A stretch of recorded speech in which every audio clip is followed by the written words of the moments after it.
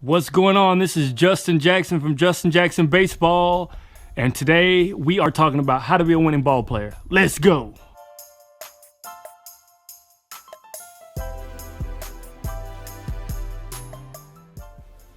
So today I want to talk about being a winner. A lot of people get confused with their stats compared to trying to help the team, and they really go hand in hand.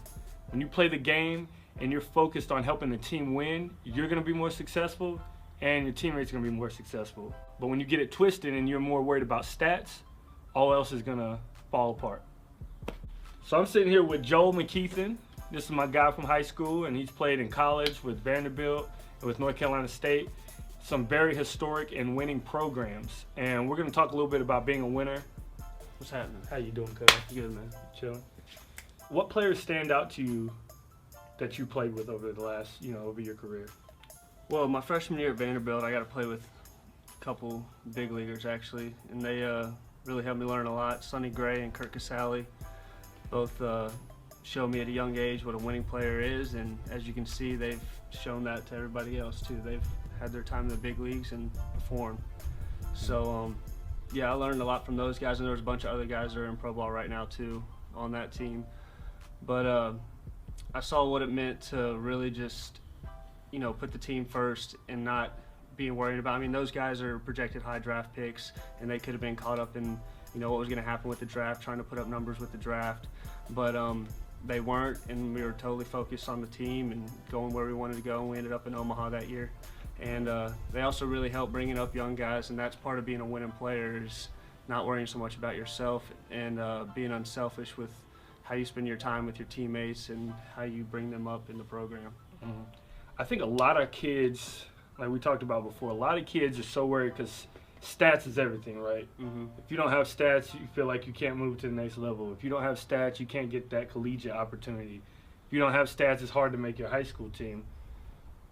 But what I want to get across is that when you play the game hard, you play the game dedicated, you work harder than everyone, you show leadership off the field as well as on the field, those things tend to happen, right?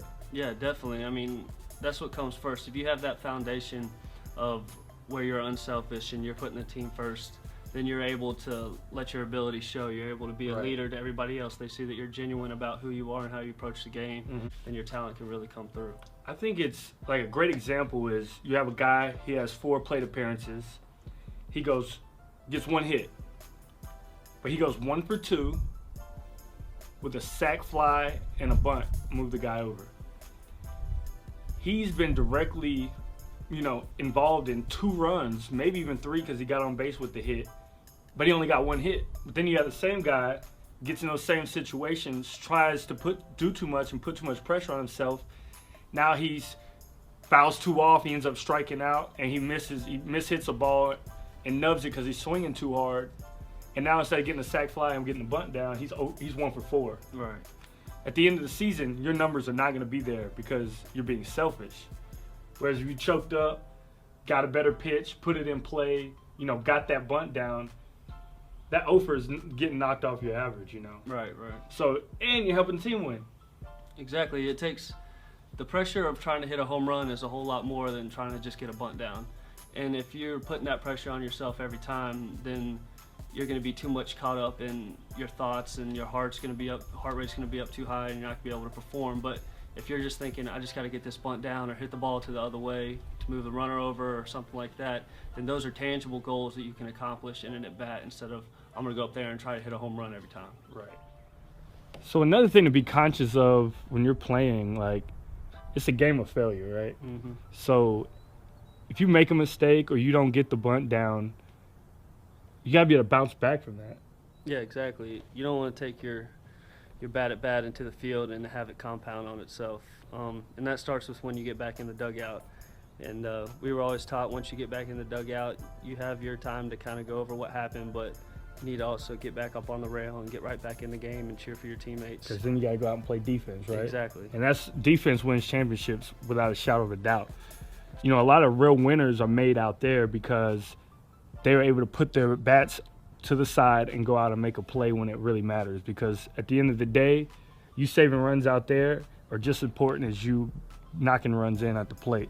So if you can't separate them and one hurts the other, I mean, what's the point, you know? There's always the next pitch. You always are trying to win the next pitch that's coming. Yep. Every pitch is a battle. The end of the game, you win enough battles, you win the war. So, you know, you can lose a battle and still win a war. So that's where we have to be conscious and we have to be focused on moving on, having a quick memory, short memory, throw it in the trash, and get back out there and play. And guys that can separate that and not let failure get in the way of success are the ones that'll win. And those are the guys that move on. So being a team player is not to be confused with being a passive player, right? There's still an aggressiveness and a confidence that comes with being a winning player. Oh, for sure.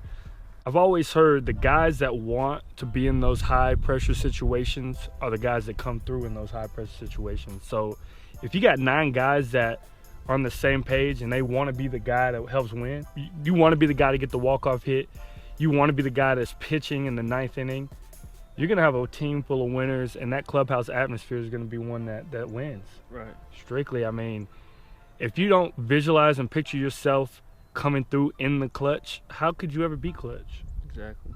You got to believe.